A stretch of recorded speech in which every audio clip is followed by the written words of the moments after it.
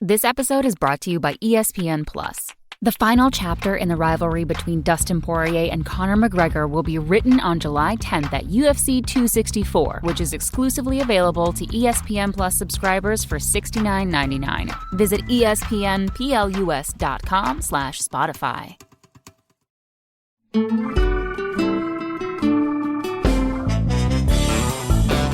Welcome into another episode of South Beach Sessions. My name is Chris Whittingham. And this week on the pod, Dan had a chance to sit down with the legendary Hall of Fame sports writer and broadcaster, Lesley Visser. This woman is a pioneer who has done so much in the sports broadcasting business. And she has a remarkable story. I mean, considering that there were probably not a ton of role models, she tells Dan in this interview that she wanted to be a sports writer from age 9, and Dan kind of walks her through some of her notable achievements in the world of sports broadcasting. So we think you'll really enjoy this conversation. Here's Dan sitting down with the Hall of Famer, Lesley Visser. Lesley, on your list of firsts, you were the first to do many things in this industry. You want to go through your list of firsts with us? Well, I was the first woman ever to go down the Olympic bobsled. Is that on there? I don't have that on my list. No, I was thinking more of journalism things that didn't involve a bobsled. Well, the bobsled was journalism because it was the Olympics in Albertville, France, when Prince Albert was on the team. And he would introduce himself. Hi, I'm Al Grimaldi. He went to Amherst, so he really was pretty American. And I got invited by the U.S. team. Remember, Herschel Walker was on the team? And the U.S. team invited me to go down the bobsled. No woman had ever been down an Olympic bobsled. And I had to get permission from Jean-Claude Keely, the president of the Games, because they wanted no responsibility for it. So, yes, I went down. CBS put it on. It was Sean McDonough on the call. And afterwards, I couldn't believe that a minute could last for an hour because, it's like a tin can and you just bang around there. So, but yes, my firsts were born of a lot of opportunity. Boston Globe made me the first woman to cover the NFL as a beat. I had first woman on many broadcasts of major events, which, as you know, in the end, there's only one network that crowns the champion. So you're either on that broadcast or you're not. But I was first woman on a World Series in 1990. First woman on the Final Four in 88 or 89, first and only woman to present the Lombardi Trophy.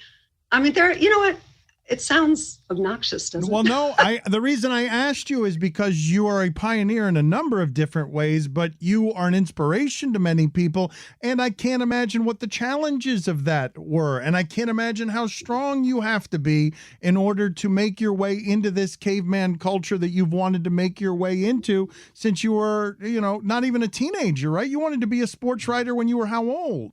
10 years old. We were living in Cincinnati. My family moved a lot when I was a kid. And my mom said to me, what do you think you want to do? And I said, I want to be a sports writer, which of course didn't exist for women. And my mom said, that's great. Sometimes you have to cross when it says don't walk. And it gave me permission. But I don't, how other kids, I was an odd child. I've dressed up as Sam Jones on Halloween since I was 9 years old. So other little girls, were Mary Poppins or Cinderella, and there I'd be perfecting my bank shot with my 24 in magic marker.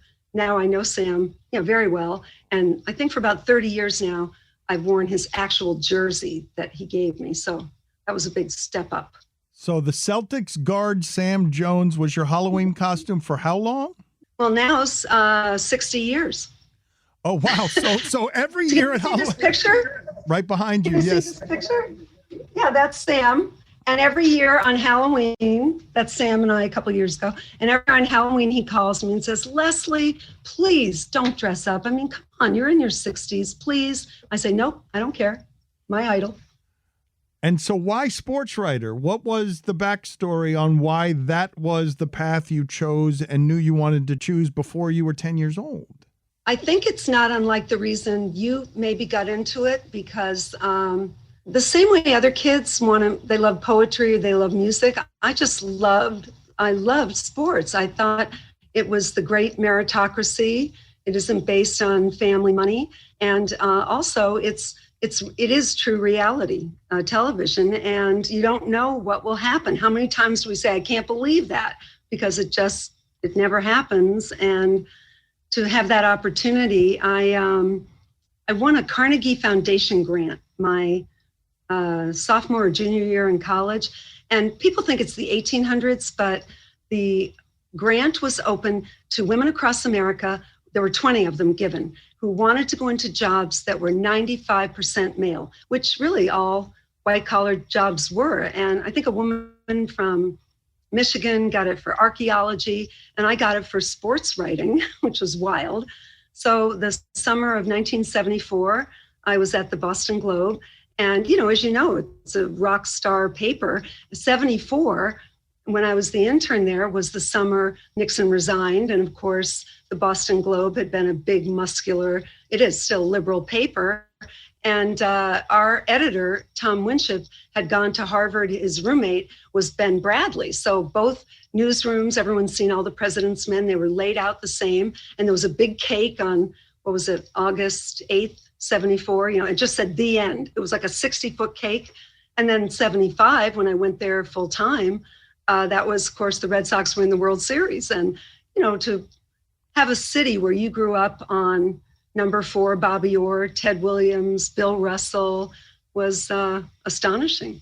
And that newsroom, what was it like for you? How alone were you in it? It wasn't so much the guys at the Globe, because they were all so secure. I mean, Dan, they were the 27 Yankees. So I would go to the World Series and I'd say, hi, I'm Leslie Visser from the Boston Globe. I work with Peter Gammons. Oh, what do you need? I go to Wimbledon with Bud. People who never talk to anybody. Tyriak, these people would say, oh, come on in, great, Bud Collins. So, but definitely the Patriots, the Globe made me the beat writer for the NFL, first NFL beat writer. In 76. And, that was a scene from Mars. I didn't want to complain there were, of course, no provisions for equal access. But I didn't want to complain to the Patriots, because I didn't want them to say, oh, see, a woman can't do it. And I didn't want to say anything to the Globe, because I thought they might say the same. So I just it was one of those, kind of laugh in public and have it out by yourself in the hotel room. So, yeah, I have a lot of scar tissue. Were you around when Will McDonough put, was it Raymond Claiborne playing for the Patriots at the time? The story goes that he hit him, punched him in the face, and left him in a laundry hamper. Well, of course, I was not in there, because I was in the parking lot, because there was no equal access. But I'll tell you 2 Will McDonough stories. You probably knew him well. When the Globe decided that I would be the beat writer, Will McDonough called Billy Sullivan, then, of course, the owner of the Patriots, and he said, in that Southie accent out the side of his mouth, we're going to have a woman, and that's that. Click. So that was that. And then we were pretty sure at Will's funeral that Whitey Bulger was there in disguise in the back, because Will had gone to see him in Leavenworth and, sort of stayed in touch with him. His brother, Billy Bulger, was the head of the Massachusetts Senate. So, yeah, Will just touched everybody. Remember we all had those Rolodexes with all the numbers? And when Will would go home for the day, about 5 reporters would dive under his desk to get the Rolodex out. How protective were those guys of you, the Bob Ryans, the Peter Gammons, the Will McDonough? How much did they help you? They were great. They were immeasurable, because the players thought I was from Mars. Chuck Fairbanks, the coach, the very first time I asked him a question, he said, why don't you go to lunch with my daughter? You're about the same age. So it was a true frontier. I remember once a playoff game, Dale Murphy, who was, a Christian and very faithful, and he made me the bad guy. Dale Murphy said, if she comes in the clubhouse, I won't talk to anyone. And God bless Peter Gammons and Dave Anderson. They stayed outside with me. So, you had to depend on the kindness of people you knew. So but for me, my passion outweighed the hurdles. I mean, I couldn't believe that I was getting paid to go to the Final Four or Wimbledon. I had an attitude of gratitude rather than anger.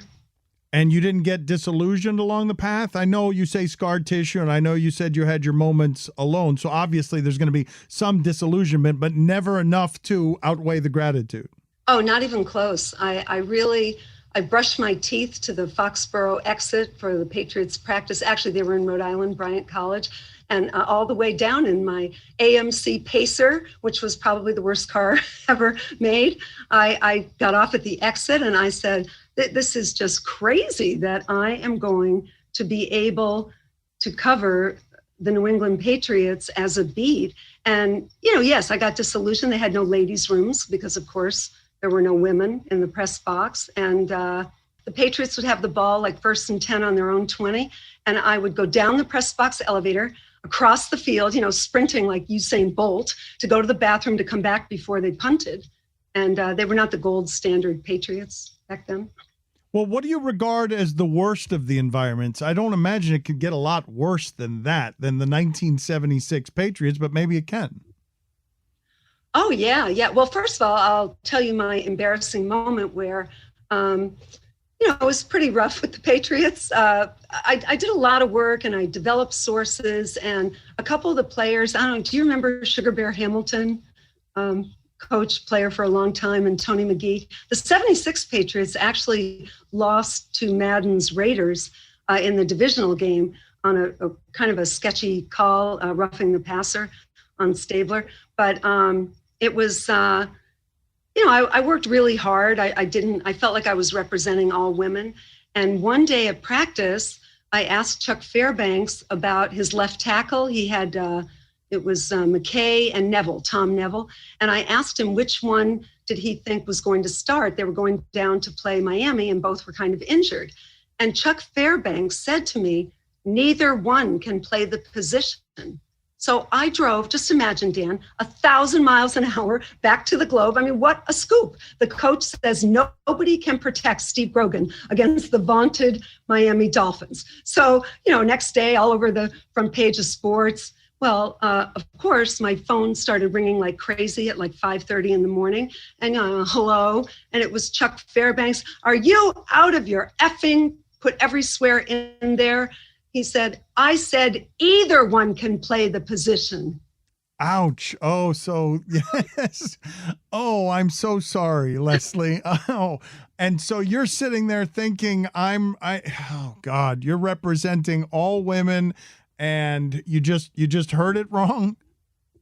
Heard it wrong. And Will McDonough, I called Will like crying right away. Will said, you just get your ass down to the Patriots as soon as you can, which, for that, I'm so glad, even that I had to do all the interviews in the parking lot, I had to do all the reporting myself. It wasn't one of those where you could just stick the mic into the pack in the locker room. I had to ask the questions. I had to keep all the notes for myself because you didn't get help from the pack. So in that way, I think maybe that's my attitude of gratitude. I think it made me a better reporter. When you say that you knew you were representing all women, was that a burden, an honor, both? I'd say I don't know which responsibility falls into either of those. I felt great pressure by it. And, I wanted to represent my name, Visser, the Boston Globe, and women. And, I had been in college when I watched Billie Jean beat Bobby Riggs, which I thought was the seminal moment of the women's movement. It was so important about gender equity, financial equity, societal equity that I felt, gosh, Billie Jean, who, was such an idol and now a very good friend of mine, but that meant so much. And the 60s, I was coming off growing up in the 60s. I went to high school in the Berkshires. I don't know if you know that area of Massachusetts, but it's a lot of colleges. Where I went to high school is where Mount Holyoke is, but Amherst is there, Smith, UMass. So there were always peace marches or civil rights marches, equal rights. So I felt that I wasn't afraid of the challenge. I was afraid of disappointing people. And so when you're in the parking lot being treated like differently than everyone else, when you're sprinting to use the public restroom, there's not anger in there? There's not a resentment about the unfairness of it while it's happening? No, we had no human resources. There was no blog area. As you know, there wasn't Google. There was nothing except your pad and your brain and the opportunity. And I could not believe that I was I was 23 years old, and I was standing up, I think now the Boston Globe staff, when I was there, I think that we're in like 12 halls of fame. So, everybody was the best at his position, and I felt enormous pressure. And, you probably know this or have heard it, the original PTI was Peter Gammons and Bob Ryan arguing, who sweats more, Moses Malone or Wes Unseld, anything and everything. So it was an extremely knowledgeable, you didn't take the floor at the Globe unless you had something either funny to say or original, or here's a fact. Like if it were today, I would say, well, J. Cole's in quarantine in Rwanda. So that, that might be something I could jump in with. But other than that, it was just listen and learn. What is it like for you when you speak at classes to have young women come up to you and tell you what an inspiration you've been to them? Yeah, it's very rewarding. And I used to shake it off. I mean, even with the Patriots, wherever we went on the road, there would be a camera crew, right? Because here's the woman covering the NFL. I've accepted it, I would say, for about, maybe 15 or 20 years now. And I'm appreciative. And I'll tell you one of the differences. There are a few differences from when I started. One of them is, remember a couple of years ago when Cam Newton was surprised that a woman asked that question about a route? And, back in my day, 100% of people would have agreed with Cam Newton that, how can you possibly think that you know the NFL? And now it's, yes, men are not born genetically with the ability to recognize a safety blitz. They love it like we love it. So that was a great change. And I love that, when I started, the credentials said no women or children in the press box. And now I'm on a show on CBS that is all women, where it's the first and only all women sports network talk show. And we talk ball. I mean, it's Swing Cash and Lisa Leslie and Dana Jacobson hosts often, and Amy Trask and myself. And we're produced by a woman, co-produced, Suzanne Smith and Emily Deutsch.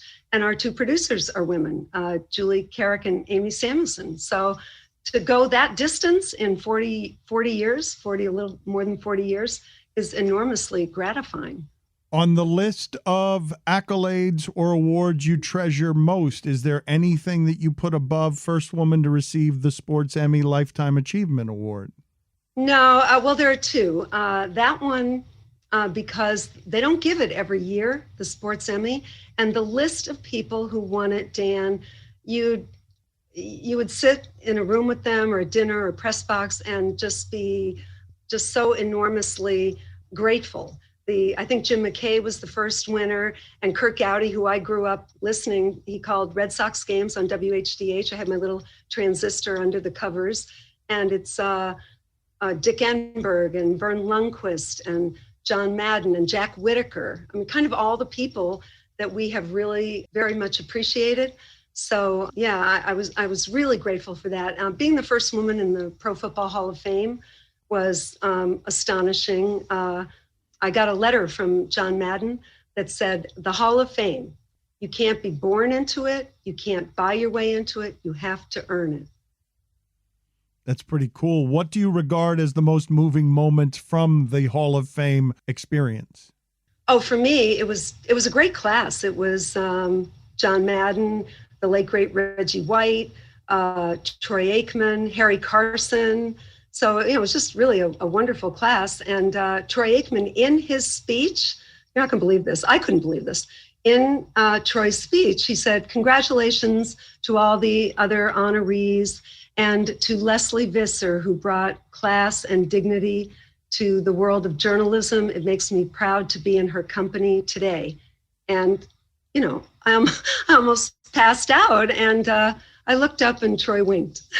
Well, your grace is uncommon, do you not? You know that you have an uncommon grace. I think, remember the great Ron Rappaport, the writer? He put that in a book once. Yeah, I mean, my dad grew up in Amsterdam under the Nazi occupation. He was not Jewish, but he went to the same Montessori school as Anne Frank. The Dutch, they were all helping each other. So I used to think, whatever this is, it can't be as bad as growing up under the Nazis. This episode is brought to you by Verizon, just like our Freedom Marathon was. And that's because nobody builds 5G like Verizon builds 5G. No one else built this bold because no one else thought this big. And the more you do with 5G, the more building it right matters. The more your network matters. The more Verizon engineers go in the extra mile matters. It's Verizon versus Verizon. And you know who wins? You. 5G built right from America's most reliable network. Most reliable based on rankings from Root Metrics, second half 2020 U.S. report of 3 mobile networks. Results may vary. Award is not an endorsement. Stugatz here for our friends over at DraftKings. I love DraftKings. I spend all my time there, seriously. I have my mail sent there. I do. People say, hey, what's your address? My address is DraftKings.com. DraftKings Sportsbook is not only my favorite sportsbook, but also America's top-rated sportsbook. I love using DraftKings Sportsbook. It is easy to navigate, has plenty of instructions for new bettors, and nearly limitless ways to get in on all the action. My friends and family have been loving DraftKings Sportsbook, and I know you will too. Listen to this great offer. DraftKings Sportsbook is putting you courtside with a chance to turn $1 into $100 in site credits. That's right. Pick any basketball team that is still in contention. Bet $1, and if that team wins, you win $100 in site credits. How about that? DraftKings, man, they're always getting it done for our audience. Download the top-rated DraftKings Sportsbook app now. Use promo code Dan when you sign up to turn $1 into $100 in free credits. Bet on the basketball team of your choice to win their next game, and if they do, you will claim $100 in free credits. That's promo code Dan for a limited time only at DraftKings Sportsbook. Must be 21 or older, New Jersey, Indiana, or Pennsylvania only. New customers only. Wager paid out in site credits. Restrictions apply. See DraftKings.com/sportsbook for details. Gambling problem? Call 1-800-GAMBLER or, in Indiana, 1-800-9-WITH-IT. Well, where did you learn that grace? Was it from within there? Yeah, my dad wasn't really around all that much. His job, he worked for the Stanford Research Institute, and the opposite of the singer's side door, my dad said to me, don't even think about Stanford. You'd never get into Stanford. But my mom came from like a lower class Irish family that had a lot of dignity, but not much money. And I think it was more the way she raised me that we were moving all the time, and she was a teacher, and we had lots of books around. And also, you know Boston pretty well. Boston cares about three things. We care about sports, we care about politics, and we care about words. Like words are our theater. So I feel like it was, luck of the draw that I spent my earliest years in Boston. So you did 35 Final Fours, 12 NBA Finals, 7 World Series, 15 Kentucky Derbies, 10 Belmonts, 7 Preaknesses, 3 Summer Olympics, 3 Winter Olympics, 28 Super Bowls, 29 U.S. Opens, 15 Wimbledons. What's the best of them? Oh, God.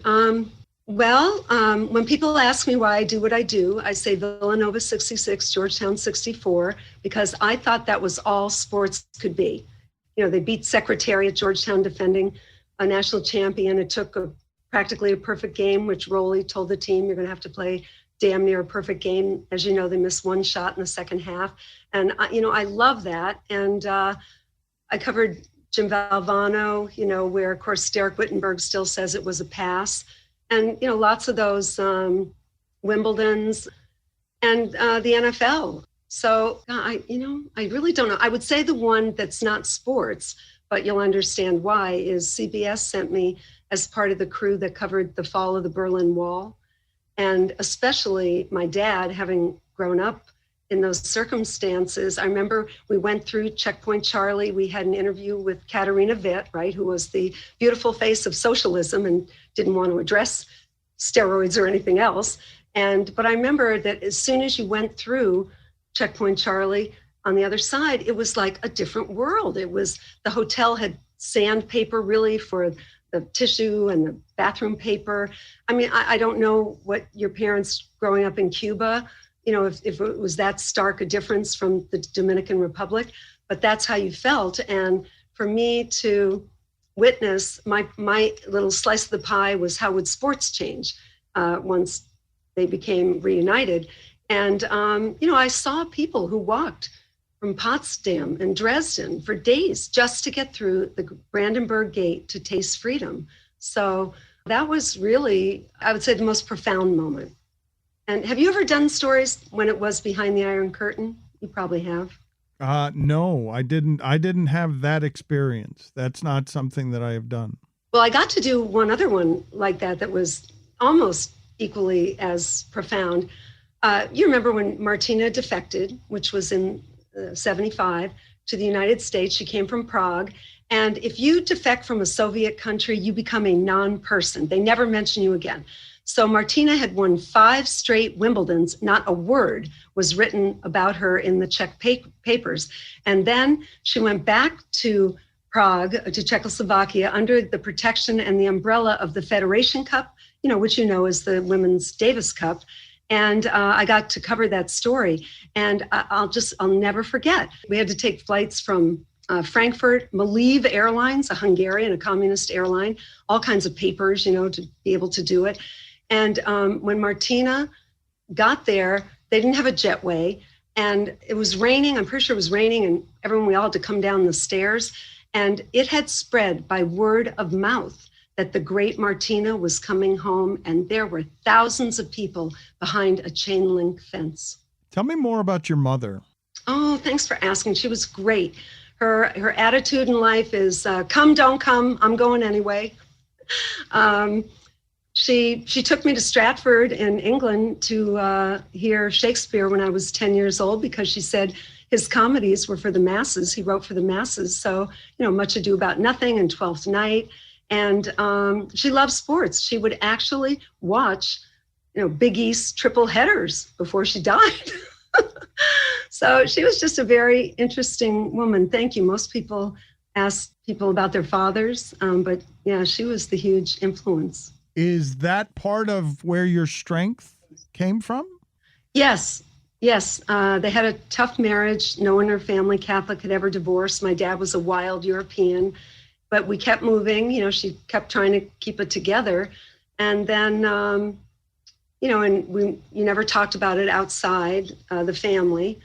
I'm really lucky. I was lucky to be raised in the 60s. I mean, now we're seeing that sort of second revolution of protest and hopefully policy that comes out of the protest. But I felt like I was raised to be very diverse, to know, and I always counsel this when I teach classes.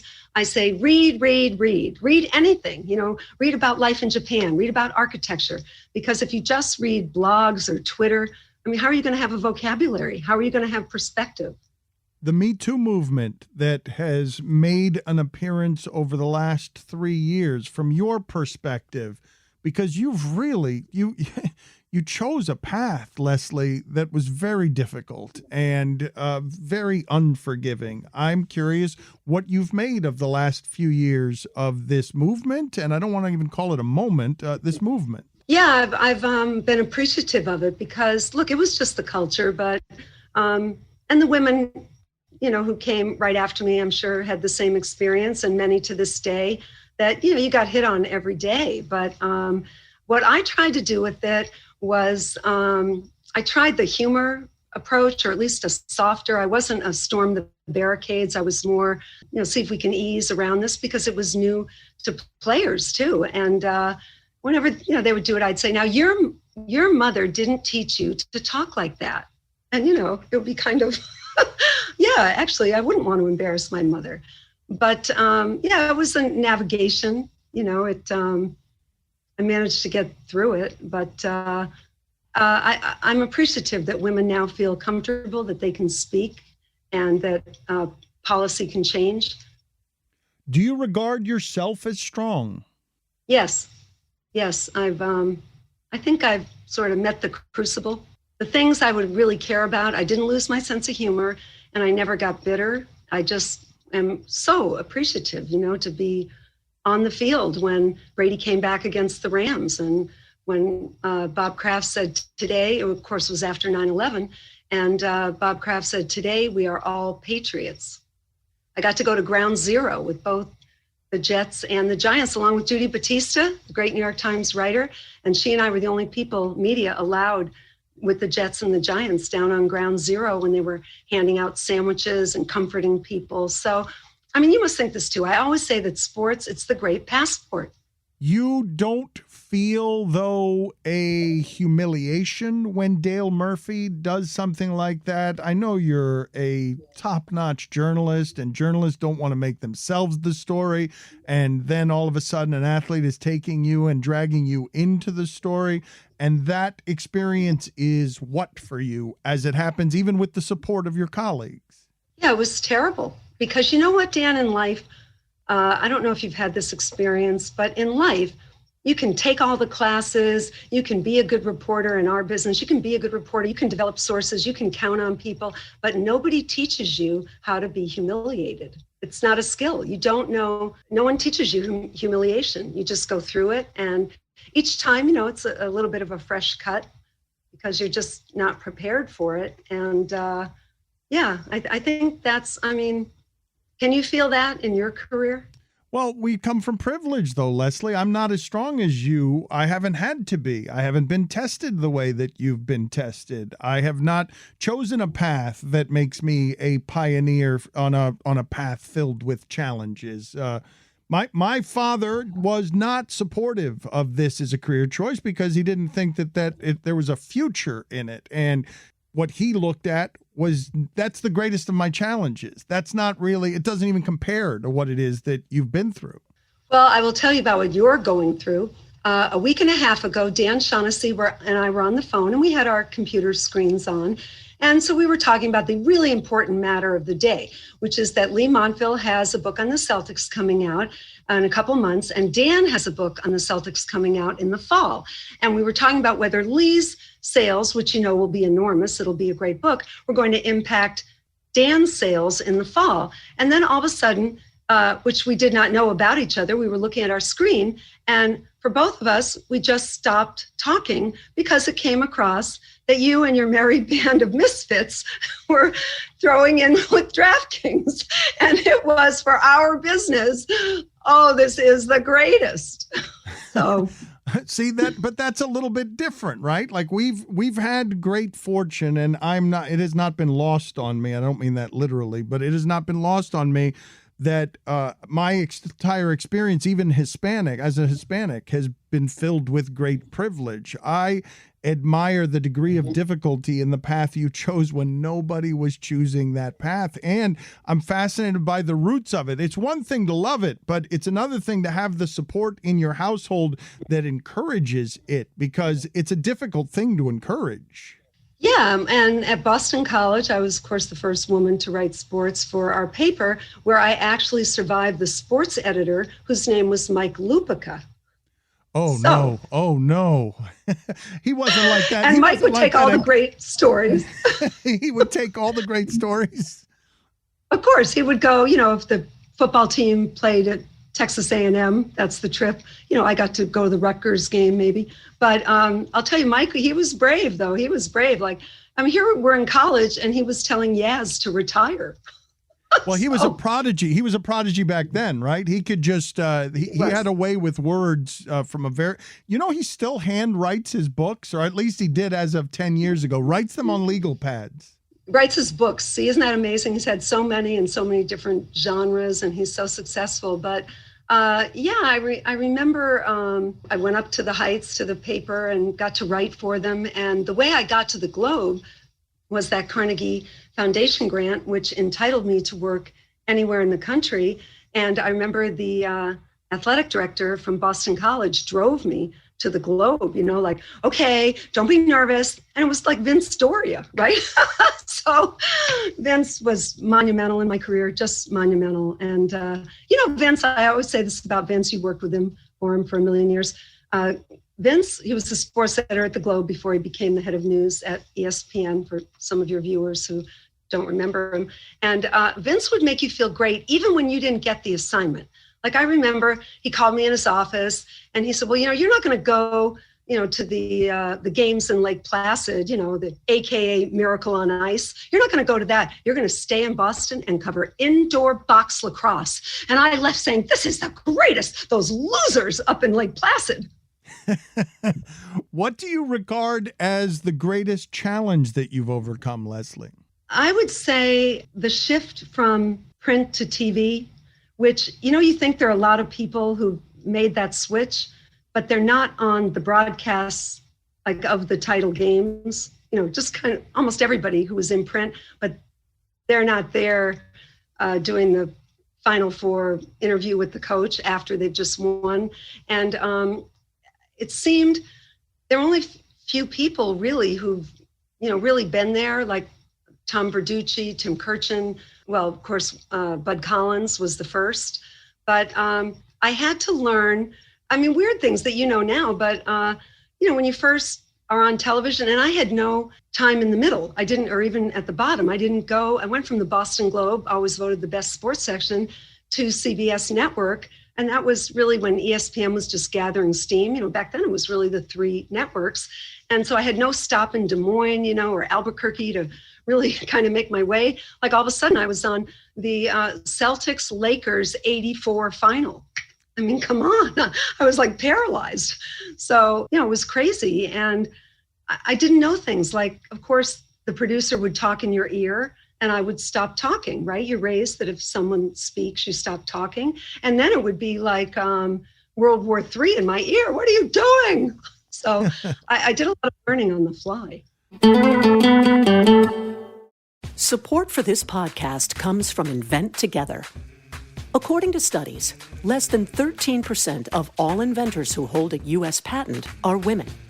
Black and Hispanic college graduates patent at half the rate of their white counterparts. But we can fix that by increasing participation in innovation and patenting by underrepresented groups. It would quadruple the number of American inventors and increase annual GDP by almost $1 trillion. Invent Together is a coalition of organizations, companies, universities, and concerned citizens committed to ensuring that everyone has the opportunity to invent and patent. Because the more diverse the American patent system gets, the stronger and more successful our nation will become. What can you do to help diverse inventors patent and unleash economic opportunity? Find out at inventtogether.org. Learn more and take action today. You mentioned that your mom, late in life, was watching Big East triple headers. I'm a little bit surprised that it doesn't sound, after all of these years, like your enthusiasm has dampened. Usually when people work in a job or around a thing for a long time and their experiences, or some of their experiences, aren't good, they see too much of the beast to still have the same enthusiasm for it. It doesn't seem like your spirit for this stuff has waned very much. No, it really hasn't. And I'm taking a little side path here. Like, I'm outraged that the Houston Astros front office lodged a complaint against the Yankee fans yelling at them. The only time in my life, I'm a born, bred and bled Red Sox fan, that I would side with Yankee fans. But so I still get thrilled. I still get outraged. But I think it's, I'm at a place now at CBS where I can pitch stories that I really want to do. And I've been able to do them. I am witness to and so grateful for, like, the history of protest, of athletes protesting in this country, which not just Jackie Robinson, but probably Paul Robeson, but then, that you pull that thread through, right, from Jackie Robinson to Jim Brown, Bill Russell, Kareem, then on to Billie Jean, Arthur Ashe, coming through to Kaepernick. And I pitched a story to do for the Super Bowl. We had the Super Bowl this year on Doug Williams, because of course Doug played in Tampa when it really was the South. He said, you go any further south and it was the Gulf. And, he would get watermelons in the mail. Just really a horrific time. And then of course he became the first African-American to win the Super Bowl. So I get to have some, history and perspective that I'm appreciative of. I love the role I have now. But you don't view yourself as Doug Williams, because people did things akin to that to you. Well, I remember the Super Bowl in Miami where it was Lovie Smith and Tony Dungy, and I was the MC for the night before. And Tony Dungy, when he spoke, he turned to Lovie Smith and me and said, well, here we are, three pioneers. It's nice that that would be something that would be bestowed on you, that you would endure and find yourself in a place where you can receive some of that, because it's been long overdue. I don't know if there was a point where you finally felt that you had arrived in terms of credibility and respect. Was there? Yeah, I think by the time I was doing all those Final Fours and Super Bowls and you know what's interesting? Have you found this, Dan, that coming from print is the greatest credential I have? It is, nobody could accuse me of being a Vanna White on TV or whatever the perception of some of the women who covered sports on television. I mean, I had been in the trenches. I'd been a beat writer where you show up every day. Matter of fact, one of my other beats at the Boston Globe was Boston University. I was 22 and Rick Pitino was the 23-year-old coach of BU. And we used to count the people in the stands. I mean, nobody went to these games, the old Walter Brown Arena. And he got to try all those presses and all the different kinds of defenses, and I got to try leads. So I feel like I was an honorable pioneer. Are you aware of when you stopped being underestimated? I would say, let's see, when I did the Final Four, both for the Globe and for CBS, 1988, which was, this was my lead for the Globe. Isn't that obnoxious when we talk about our leads? But Kansas beat Oklahoma, and I said, Danny Manning did what Wilt Chamberlain could never do, put a Kansas team on his back and win the NCAA title.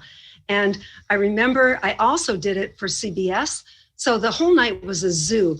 But, there were people who took me out afterwards toasting, this is great. And I think to be able to, even on the broadcast, have that kind of perspective, I would say 88 is when I felt pretty comfortable. I just wasn't comfortable with the technology of TV, but I was comfortable with the matter. Is there a team that still makes you curse at your television?